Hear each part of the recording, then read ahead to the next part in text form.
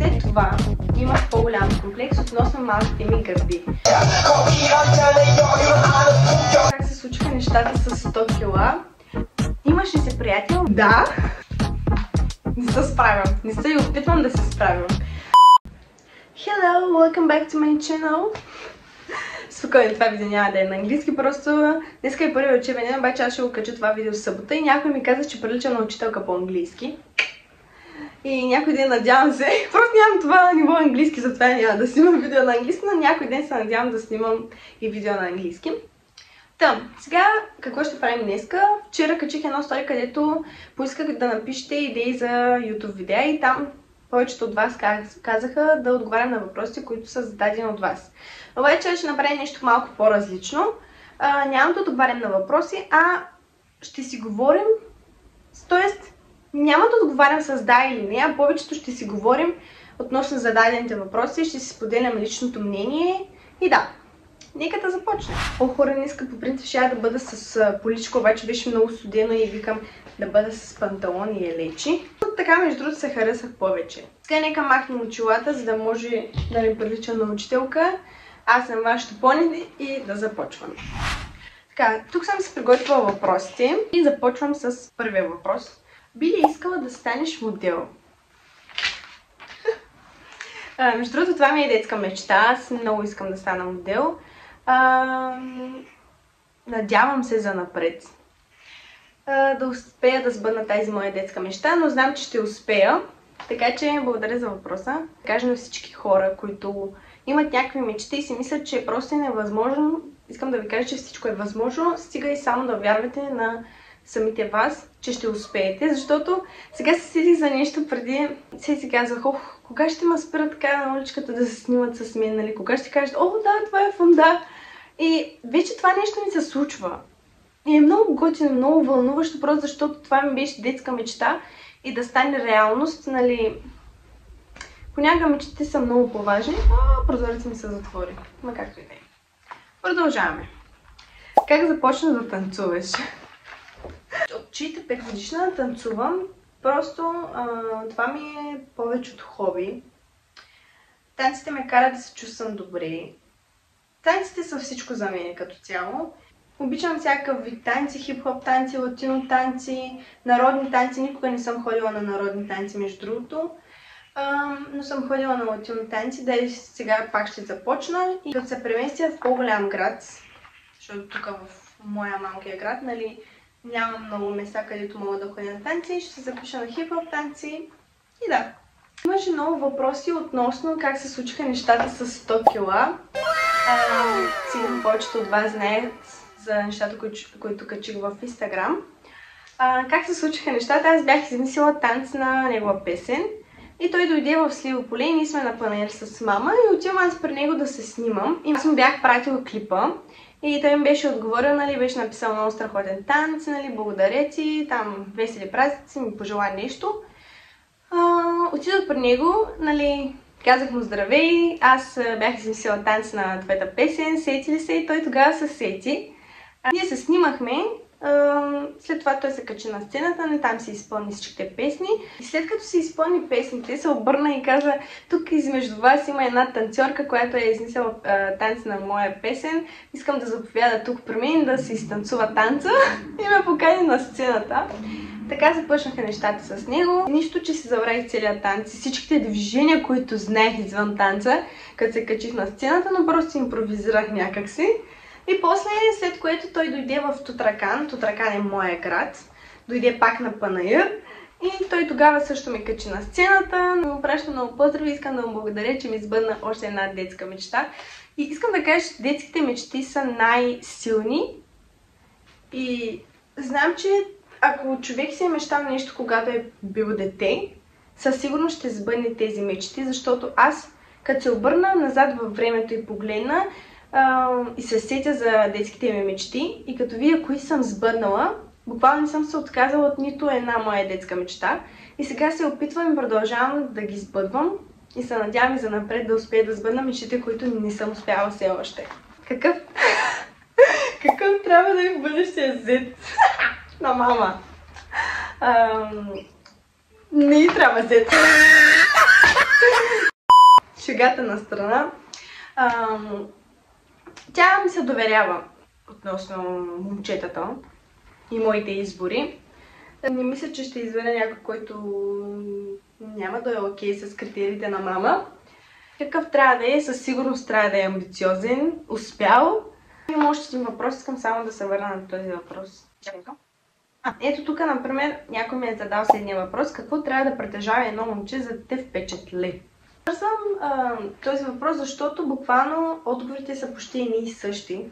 За да ме впечатли на момче, първото, което трябва да е амбициозен за себе си, да е успял за себе си, да има цели в живота за себе си, защото аз вярвам на себе си, че ще постигна всичко, което искам, ще имам финансовата възможност да се издържам и няма да имам нужда някой мен да ме издържа, но той искам пред мен да не се чувства пренебрегнат от моите успехи. В смисъл, искам да сме на едно и също ниво.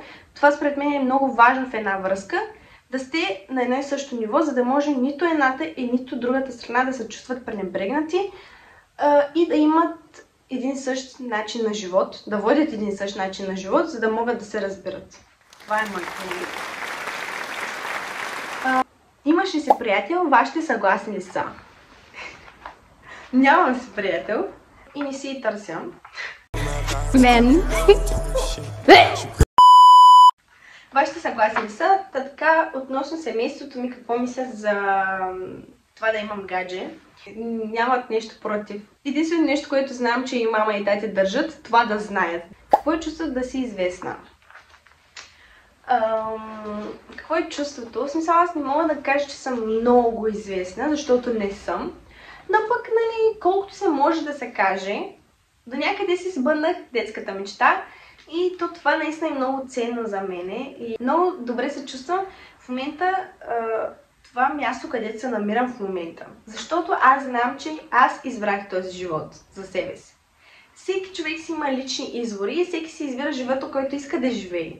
И аз избрах този живот и продължавам да тичам към успехите и към начина ми на живот, който аз искам. Живейте живота, който искате наистина да го живеете. Това е единствено и само във вашите ръце. Никой друг не може да промени. И да, това мога да кажа. Първа целувка. Първата ми целувка беше с първото ми гадже. Тогава се чувствах много добре, много специална, много щастлива, така че беше окей.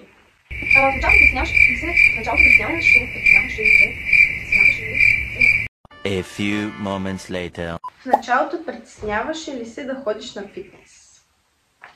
Хора, аз за първи път отидох на фитнес, когато бях 8 клас.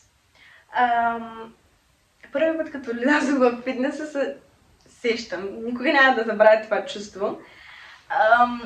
Някак си съм попаднала в друга среда. И гледах толкова странно. Беше изключително много странно. Чувствах се много зле. Не знаех какво да правя, не знаех откъде да почна. Но мога да ви кажа, че беше най-добрият избор в живота ми да почна да ходя на фитнес. Фитнесът ме научи на дисциплина и като цяло никога няма да съжалявам, че съм почнала да ходя на фитнес. Тук мога да дам един съвет на всички по-малки мои последователи, които гледат това видео, или няма значение ако сте на моята възраст. Ангажирайте се с нещо. Бъдете ангажирани хора. Отидете на танци, отидете на фитнес, отидете, например, на уроци, където и да е. Просто се ангажирайте с нещо. Тинейджерските ми години си ги прекарах, ангажирайки се с здравословно хранене, здравословен начин на живот и това някак си ми повлия изключително полезно в живота и за напред. Защото всяка една ваша постъпка ви изгражда като личности. И нека бъдем примерни, нека живеем достойно. Да, прозвуча малко така официално, но просто знам, че има много малки последователи, които ме гледат и би било добре да знаят тези неща. Аз не съм много голяма, на 17 съм, но все пак мога да дам полезни съвети, които мисля, че на мен са ми помогнали. И може би някой от вас, да кажем, не могат да споделят толкова много с родителите им, колко готин ще е да споделите с мен. Както съм го казвала, не знам преди дали съм го казвала, ако имате някакъв проблем, който не можете да споделите с никой, пишете им налично, всичко е анонимно. Има много момичета, които са ми писали и аз съм им давала съвети. И това е много готино за мен, че има хора, които ми се доверяват, че аз ще успея да им дам точния съвет. Благодаря ви. Би ли станала бодибилдърка? Изключително много подкрепям, между другото, бодибилдърите, защото това е изключително голяма подготовка, изисква много усилия. Аз бих искала много да се пробвам с бикини фитнес. И тук може да се подготвиш на състезание съвсем натурално. Бих искала просто да се пробвам да усетя какво е да се качиш на тази сцена. Нали, да не спечеля, не ми е целта тук непременно да бъда на първо място. Просто искам да усетя какво е чувството да се подготвяш, какво е чувството да си толкова сериозна, нали, с храненето, с тренировките. Искам да го направя някой ден. Как се справиш с хейта? Не се справям. Не се и опитвам да се справям. Хейта, между другото, аз и всеки един от вас ще го имате през целия ви живот. Много от хората не са свикнали да приемат различното, което е съвсем нормално. Даже тук мога да ви споделя, че аз съм от малък град. По принцип даже живея в село, но нали, казвам сега града, в който уча. И аз не съм единствената, имам и други познати, които се занимават с социални мрежи, но мога да кажа, че аз така най-официално се занимавам с социалните мрежи. И то това първоначално, когато нямах тези последователи, беше така по-странно прието от страната на мои съученици, приятели, познати. Имаше хора, които в началото се подиграваха. Но това, знаете ли колко ми пукаше? Изобщо не ми пукаше, защото аз знаех защо съм почнала, знаех докъде искам да стигна и все още знам, защото не съм постигнала всичко, което искам. Но знам, че някой ден ще успея всичко, което искам и затова мога да ви кажа, че не трябва да ви пука за хейта. Докато на вас ви пука, нищо няма да успеете. Защото хората винаги ще намерят за нещо, което да ви хейтят и да не им е окей на тях. Но това трябва ли да ви интересува? Не. И ви предлагам да общувате с хора, които наистина имат цели в живота. Няма значение дали в една сфера или в друга. Може да са в различни сфери, но да имат цели в живота и да искат да постигат нещо. Повярвайте ми, тези хора никога няма да ви хейтят, защото ще знаят какво е да имаш цели. Игнорирайте хората, които не ви влияят добре. Диети. Имаше много въпроси относно диетите и, както казах, аз няма да отговарям с да или не, а просто искам да си споделям мнението. Между другото, аз никога не съм спазвала диети. Никога не смятам, че да спазвате много ограничени диети, това е нездравословно. Ограничените диети не са здравословни. Да, могат да накарат да смъкнете и да свалите килограми по-бързо, обаче повярвайте ми, по-добре бавно, но славно, отколкото да се ограничавате напълно от нещо за месец, примерно, и след този месец да почнете отново да ядете. Искам да ви дам един пример. Например, сега авокадото се води като здравословна храна. И вие, ако цял ден ядете авокадо, организма ви няма нещо като камера да следи какво ядете. Тоест няма да види, о да, фундат, ти ядеш само авокадо, това е здравословна храна, така че ще свалиш килограми. Не. Организма ви смята калориите, колко протеин приемате на ден, колко въглехидрати, колко мазнини.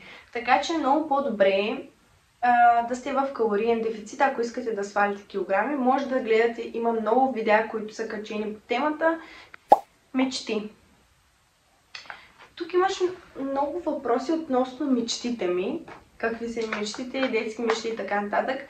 Но както казах в предните въпроси, детските мечти според мен са най-силните. И така че аз много искам да си бъда всяка една моя детска мечта.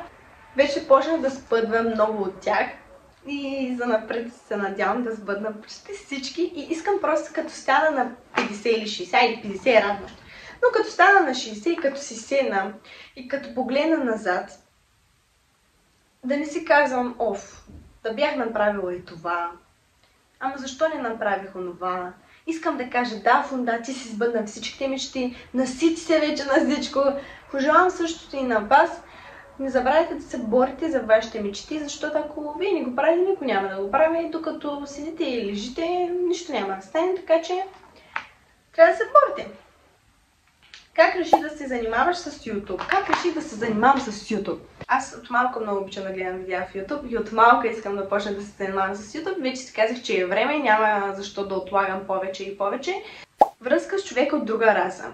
Какво мисля по темата? Така, аз не съм против такива неща. За мен са напълно окей. Но мога да ви дам даже жив пример. Имам една приятелка, която сега ходи с някакъв от друга раса и техните не са съгласни. В смисъл, защо? Не мога да го свана това нещо. Всички сме хора, това да не си от друга раса, да не боли според мен. Най-важното е вие да можете да се разбирате, да се на един акъл, да имаш какво да говориш с този човек, какво да споделяш с този човек, какво това да сте от една и съща раса. Вие като не можете да се разбирате и нямате какво да говорите, как да комуникирате, как да общувате, не знаеш как да общуваш с този човек, как да комуникираш, защо да сте заедно, защо да сте във връзка, защо ти е тази връзка? Аз така мога да сина и да говоря, да сина пред огледалото, да говоря с себе си. Поне знам, че ще може от срещния човек да ме разбере. Нали? Според мен няма никакво значение дали сме от една и съща раса. Важно е връзката ни да е добре. Нещо от външния ти вид, което не ти харесваше и ти беше комплекс, а сега го харесваш.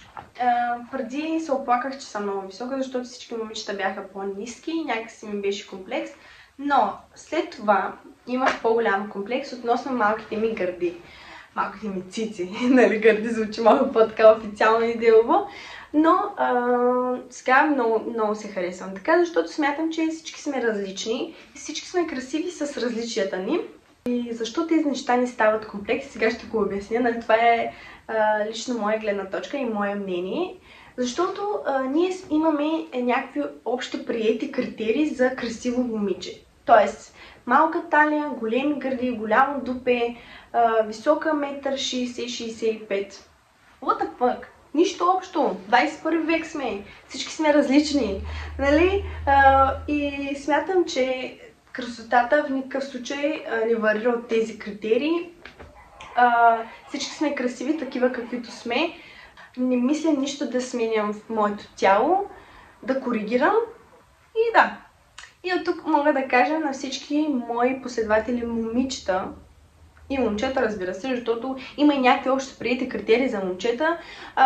Трябва да е 1,90 м висок, някакъв мускулест, това, нищо общо. Има момчета, които ще харесат мен, има момчета, които няма да ме харесат. Има пък момчета, които ще харесам аз, има момчета, които няма да харесам. Може да е висок 1,90 м, да е мускулест, пък да не го харесам, нали? Няма някакъв закон, който да гласи едно момиче трябва да изглежда така или едно момче трябва да изглежда така. Не, ние всички сме различни и трябва да се приемаме с тези различия и да не гледаме да сме като някой, а да сме най-добрата версия на себе си. Би ли се съгласила да участваш в турски сериал? Това нещо, като видях този въпрос, много се зарадва. Още нещо, което ми е детска мечта. Аз много обичам да гледам турски сериали, обожавам да гледам турски сериали. Гледам всички турски сериали, които сега почнаха да излизат и да ги дават. Голяма мечта ми е. Даже днеска говорихме това нещо с мама. Много искам да участвам в турски сериал, нали, мама? Да. Да. Много се радвам, ако участвам някой ден в някой турски сериал, но ще направя всичко възможно по тази тема.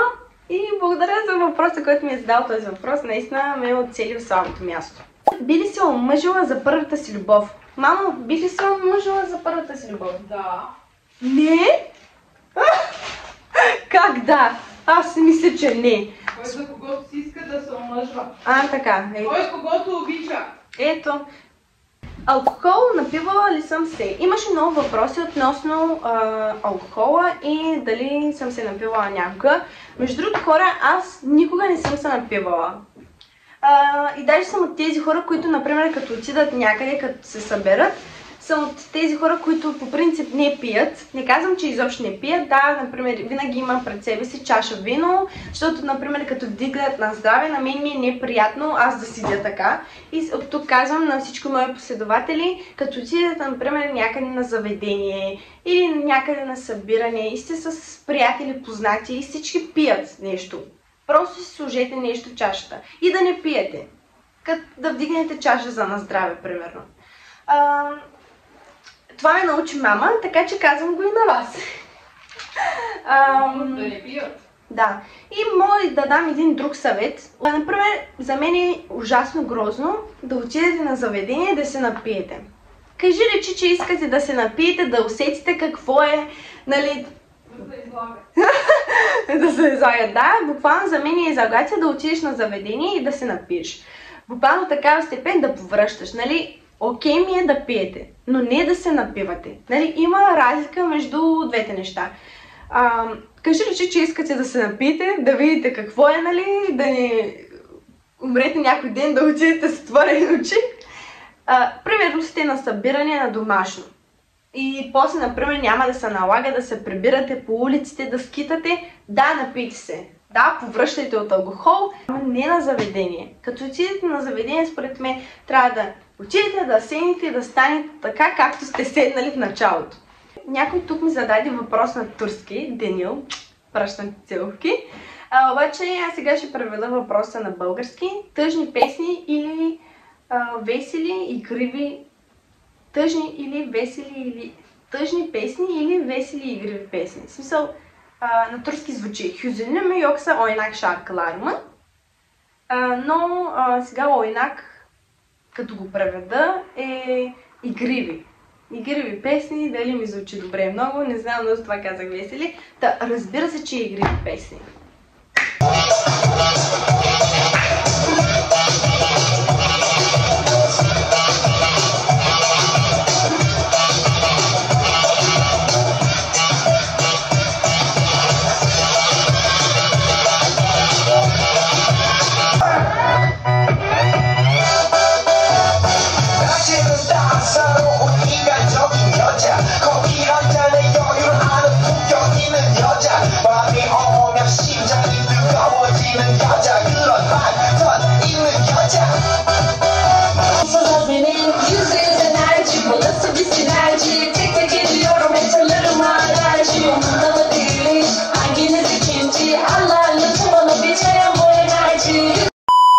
Действеност.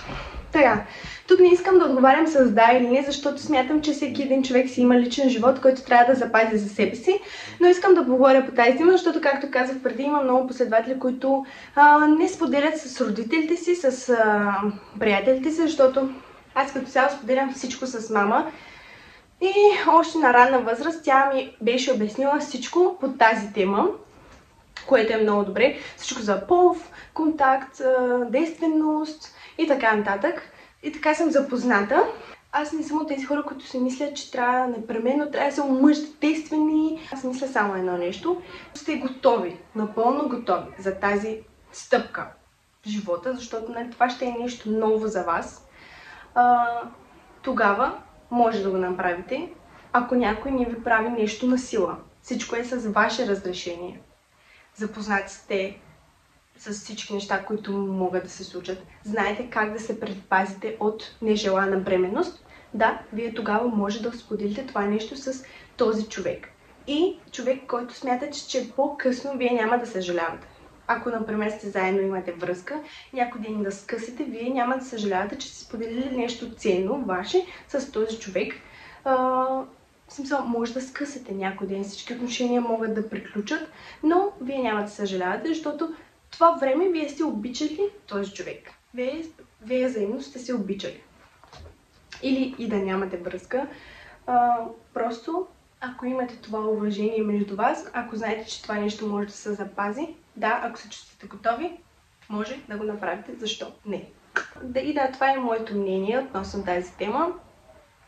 Така че се надявам да съм била полезна на някой, който гледа това видео. Сега може много хора да ме критикуват защо говорят тези теми. Хора, тези теми са доста нормални неща и просто някой трябва да ги говори така по-публично. От тук за всички хора, които ме гледат, родители, бъдещи родители, говорете тези неща с вашите деца, защото те трябва да знаят и по-добре да ги научат от вас, защото аз тези неща ги научих от мама и съм благодарна, че имам такава майка, която споделя с мен абсолютно всичко. Един мой приятел, Мартин Игнатов, ми изпрати списък от въпроси. Повечето въпроси се повтаряха тук, обаче имаше няколко интересни въпроса, които не се повтарят тук. Един от тях е коя зодия съм, аз съм Козирог и ме беше питал дали вярвам в зодиите. Аз като цяло не следя толкова много зодиите, но изключително много вярвам, защото всичко свързано с моята зодия излиза вярно. Къде бих искала да живея след много години?